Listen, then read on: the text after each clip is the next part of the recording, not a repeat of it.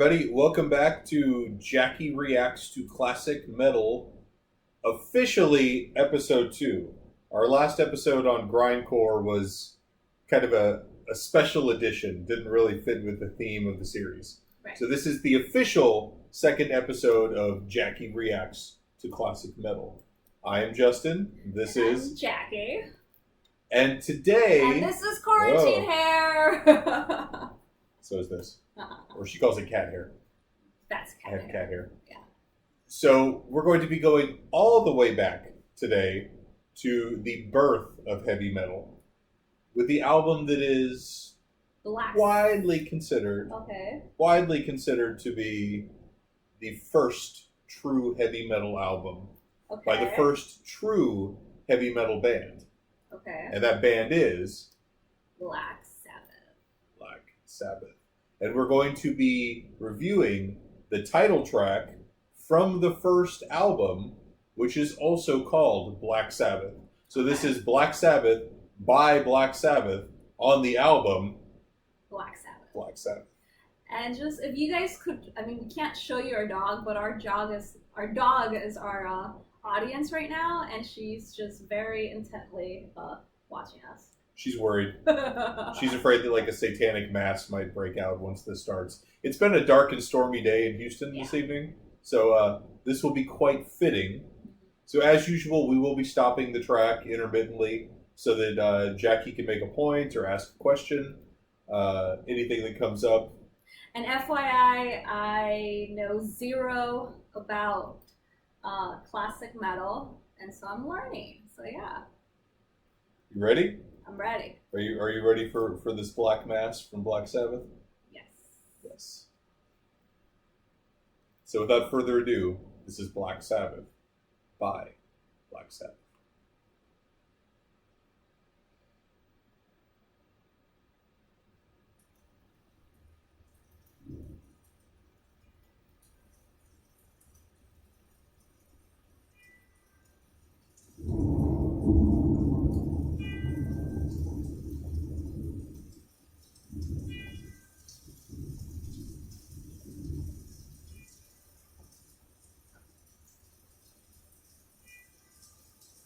Very slow. There's no actual music yet. Yeah. I guess church bells is technically music. Okay.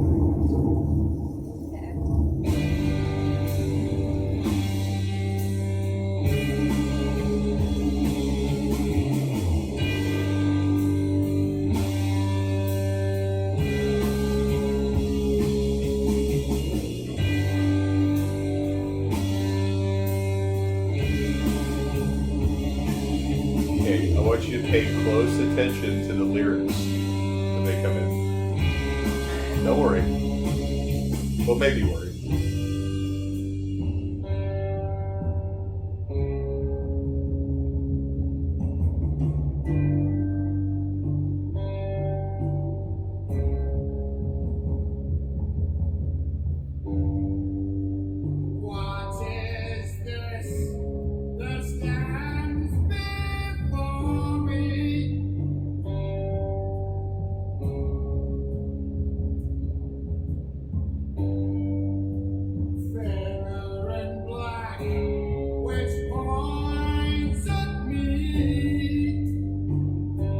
So death. Maybe. Maybe death. Maybe something else.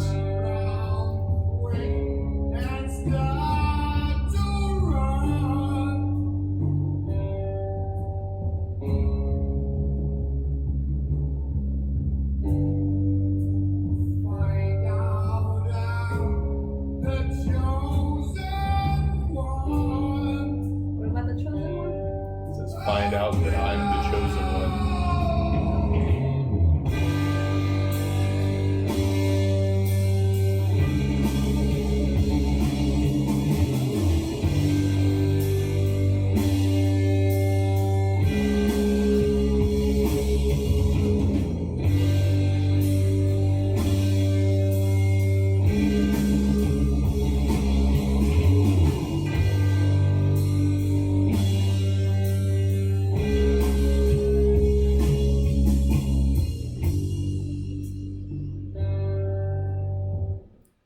very slow.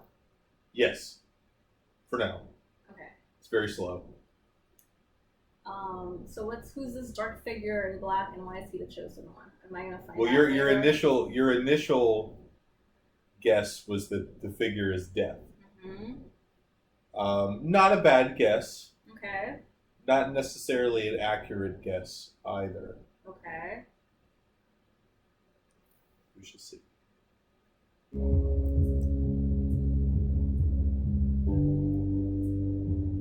So he's saying that he's telling us a story. Definitely telling us a story Okay. about something happening to him. Okay. Black shape with eyes of fire.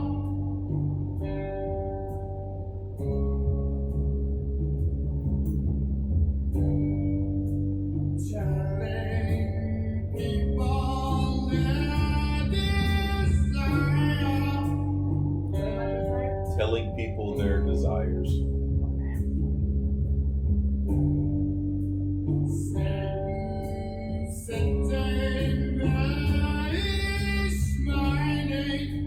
Satan sitting there, he's smiling. Okay. Watching those flames get higher and higher. What's getting higher? His Flames. Oh no, no, please God help me. So he's in hell.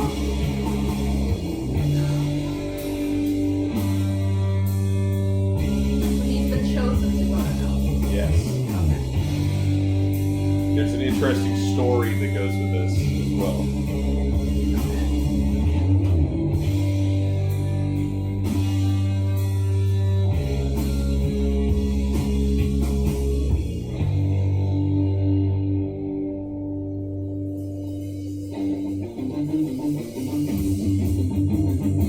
Alright.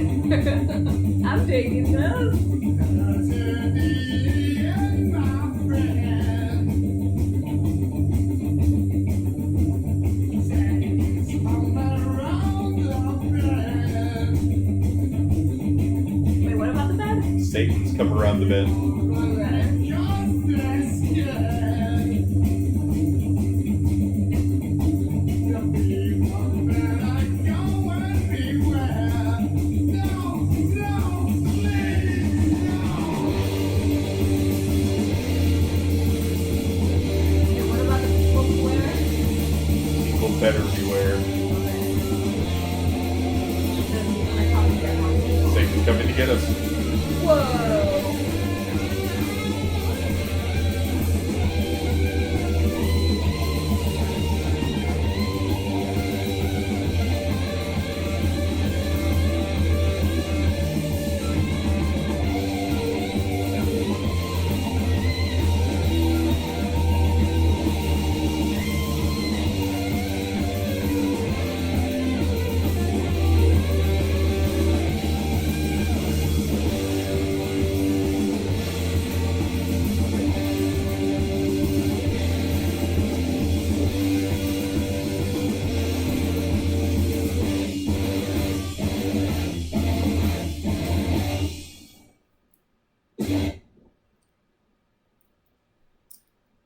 Wow, There you go.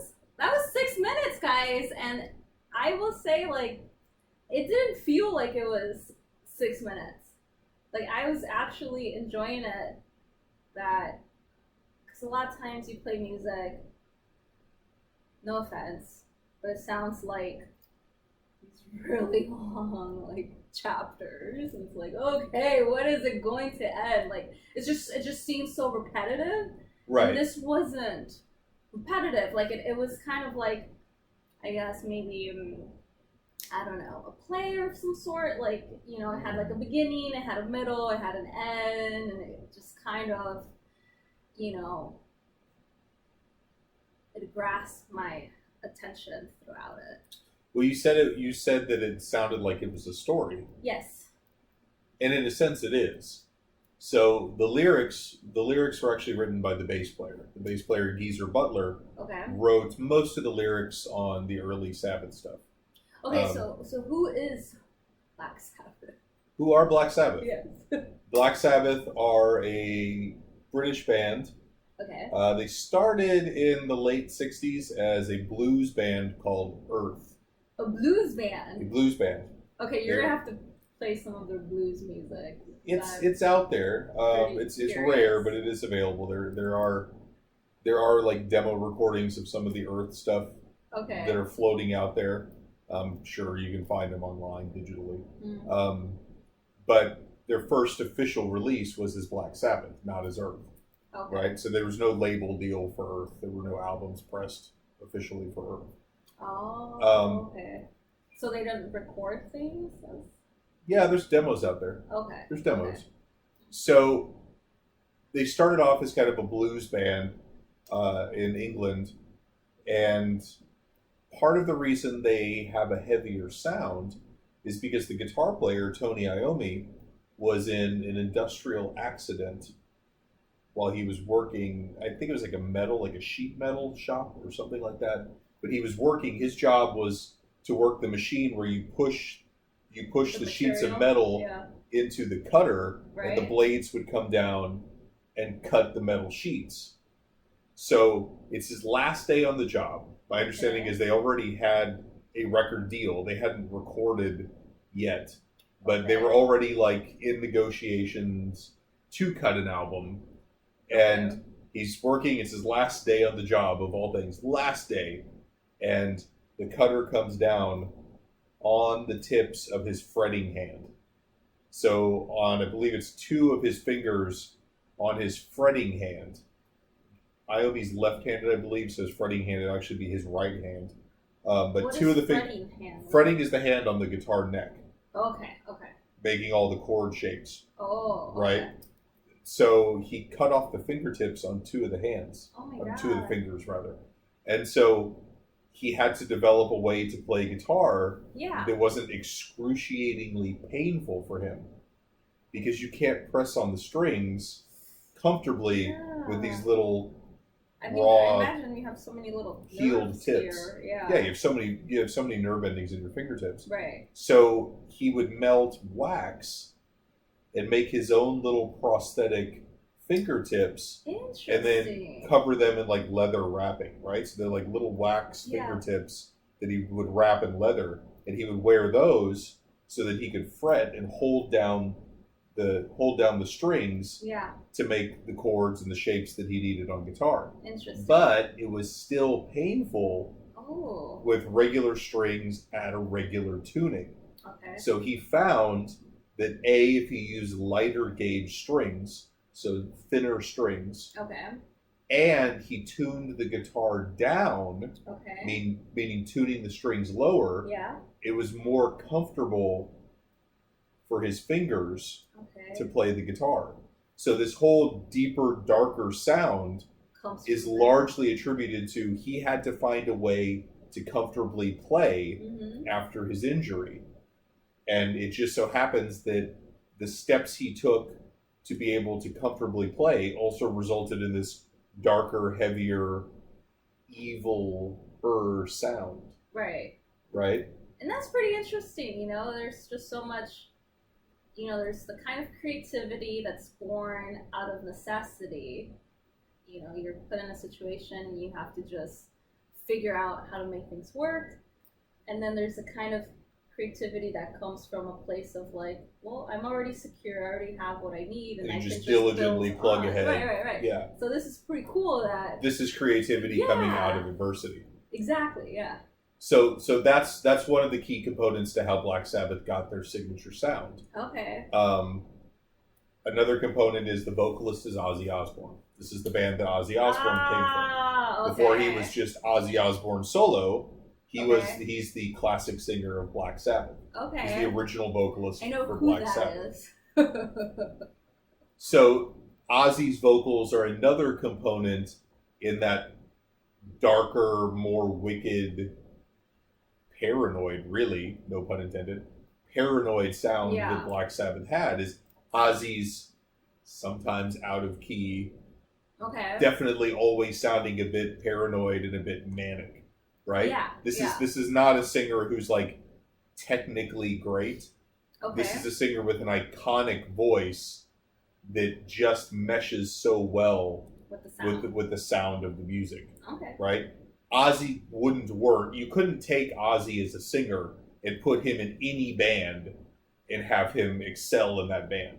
Okay. Ozzy excels in very specific sort of musical circumstances, right? Mm-hmm. But Ozzy with Tony Iommi's riffing style and Tony Iommi's guitar sound Mm-hmm. was a good fit. Yeah. It was kind of like this lightning in a bottle, once in a lifetime matching, right? Right. It just happened to work.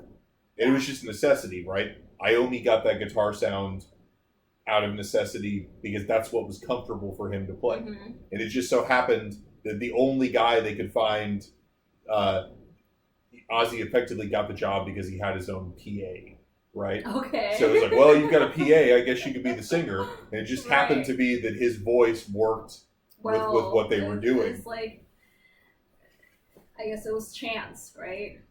Yeah. It was random. And then you have the other two guys, Geezer Butler on bass and Bill Ward on drums, Okay. who arguably are actually the two most talented players in the band. The rhythm section of this band is tight as can be. And there's like little jazzy things thrown in there, little subtle. I mean, they're playing hard rock, but there's little subtle jazzy Is that undertones because to some of this. they were a blues band before? They kind of Yeah, a lot of that carry- probably carry comes from the blues some of influence. it? Okay. So, Geezer Butler, the bass player, also wrote most of the lyrics to the early Black Sabbath material. Okay. And this song in particular, Geezer wrote about a personal experience he had. So, Geezer went through a period of time where he was interested in the occult and Okay. interested in black magic. And in interviews, he has said that he had painted his entire bedroom black. Okay. Right, he was so devoted to this occult mindset that he painted his entire room black, and he would have magical ceremonies that he would attempt at home, and like deeply involved in the occult. And what stopped him from messing with the occult was this experience he had where he woke up one night in the middle of the night and he swears there was something sitting on the edge of his bed staring at him. And so the lyrics to this song Mm-hmm. were inspired by Geezer's experience in the middle of the night, waking up, and according to him, he claims that there was something sitting at the edge of his bed across from him, staring at him. So before this, I know a lot of black metal. Well, this isn't black metal. Oh, okay. This is not black metal. No. So black metal is the one Way that's, later. Way later. So black metal is the genre that's kind of rooted in burning down churches and things like that. What kind of metal music is? Well, yeah, there were the publicized church burnings in Norway that were perpetrated by members of the Norwegian black metal scene. So that was were in the they- early 90s. Yeah, that was, were they influenced by? I guess I'm trying to well, understand. Black Sabbath starts it all. Yeah, So I that's mean, what Black was trying Sabbath to is get like the at. root of what we know of his heavy metal. Yeah. Right. So yes, on some level, I would say the black metal bands were influenced by Sabbath. I don't know how heavily. I mean, black metal is so far removed Mhm. stylistically from this. Right, but I guess that dark aspect of that like dark supernatural. Oh, you sure, know, sure. Would you say Black Sabbath was one of the first bands to kind of bring that aspect to metal music? Yes. Okay. So Black Sabbath had an overt aura of darker themes and the occult and things of that nature. Yeah. Ray's scared. She's afraid of all this occult talk. But Black Sabbath they weren't speaking about the occult in a way that was like romanticizing it, right? Okay. Whenever Black Sabbath would talk about the occult or satanic themes, it was almost more of as a warning, right? Like, this is bad, don't play with this. This is Okay. dangerous. It's not like they're singing to you about how great the devil is or how great Right. the occult is, and Okay. this is wonderful. It's actually more cautionary, like don't play with fire, Okay. right? They would actually wear crosses. So Black Sabbath, all the members in all their promo photos and on stage would always wear these big crosses. Mm-hmm. So if anything, like there's more of a Christian perspective. I mean, I certainly would not say these guys are like model Christians. I mean, the drug use of these guys is legendary. The alcohol abuse of these guys is legendary. Yeah. But in terms of lyrical themes, they're not approaching the occult from a stance of this is great, Satan's your buddy. Yeah. You know, everybody go worship the devil. That's not their message Okay. at all. So, in a sense, quite the opposite. Actually, this is not something you should play with. This is not good for you. But that, but that. I mean, they capitalized on the dark image. I was though. going to say that. They still made money off of the dark image. But they didn't sell it as like, hey, kids, go worship Satan. Yeah, they weren't like, go burn down those churches. No. Whereas black metal, fast forwarding 20 some odd years, black metal is very definitely taking a stance and putting the flag in the earth and saying, we are anti-Christianity. We are anti most religions, really. Okay. Yeah. Sabbath, not so much. So your verdict. Sabbath, Black Sabbath, thumbs up or Black Sabbath, thumbs down? I mean, I like that song. So yeah. She likes that song. Yeah. So there you go. That was Black Sabbath by Black Sabbath from the album Black Sabbath. Yeah. We will see you probably in about a week for Jackie Reacts to Classic Metal episode 3. I think I might stick with the dark and quasi-satanic theme. Okay. Perhaps we'll do some Merciful Fate. No idea who that is, but I'm up for that. You've seen the singer. Oh, I have. Yes, because you went with me to see King Diamond. Merciful Fate is the band King Diamond originally came from. Oh, so the singer of that band. King Diamond. We saw King Diamond solo. In His Dallas. band, King In Diamond, Dallas, when we right? went to Dallas. Yeah. Oh. The band King Diamond came from Uh-huh. before he went solo Uh-huh. was Merciful Fate. Oh. So you guys let us know. Would you like to see Jackie react next week to some Merciful Fate? Okay.